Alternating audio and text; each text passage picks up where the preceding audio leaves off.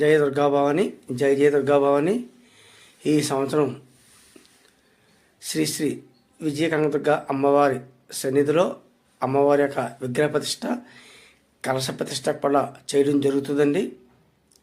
ఈ సంవత్సరం 25వ తారీఖు 2వ నెల 25వ తారీఖు 26వ తారీఖు 27వ తారీఖున అమ్మవారి సన్నిధిలో యాగాలు, అర్చనలు, హోమాలు అన్నీ కూడా ఈ యొక్క కార్యక్రమాలన్నీ కూడా సాగుతూ ఉంటాయి.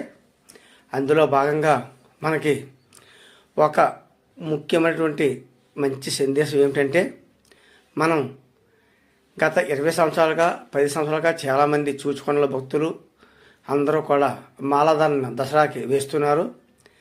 అయితే ఈ సంవత్సరం విగ్రహ ప్రతిష్ట మాల అనేది కూడా అంటే మనం మాలాధారణ వేసుకొని మన అమ్మవారికి విగ్రహ ప్రతిష్ట, కలశ ప్రతిష్ట చేయాలని, చేస్తే మనకి మన గ్రామానికి కూడా ఎంతో సుభిక్షమని పెద్దలు, పంతులు గారు అందరూ చాలామంది మనకి చెప్పడం జరిగింది.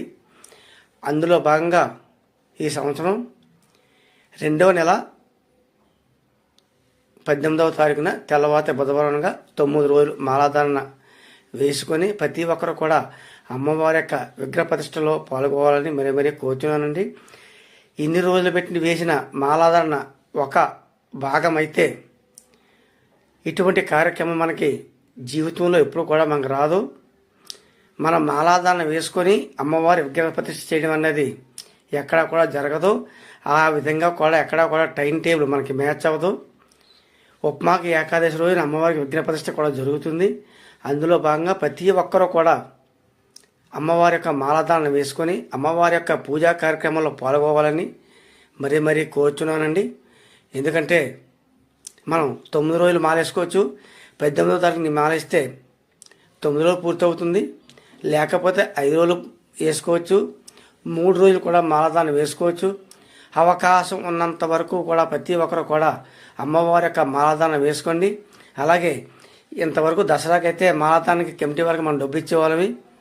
ఈ మాలాధారణ వేసుకోవడం వల్ల, విగ్రహ ప్రతిష్ట మాలాధారణ వేయడం వల్ల మీరు కమిటీ వారికి ఏ విధమైన రుసుము కూడా ఇవ్వవలసిన పని లేదు. పూజ కట్టడం కూడా ఇవ్వవలసిన పని లేదు. కాబట్టి ప్రతి ఒక్కరు కూడా పిల్లలు, పెద్దలు అందరూ కూడా అమ్మవారి యొక్క మాలాధారణ వేసుకునేలాగా అందరూ కూడా మీరు ముందుకు రావాల్సిందిగా కోరుచున్నాను. ఎందుకంటే దసరా నవరాత్రులు మాల వేయడం వేరు, విగ్రహ ప్రతిష్ఠ టైంలో మాలాధారణ వేసి అమ్మవారికి అభిషేకాలు, అర్చనలు, పుష్పాభిషేకాలు, పాలాభిషేకాలు, నెయ్యాభిషేకం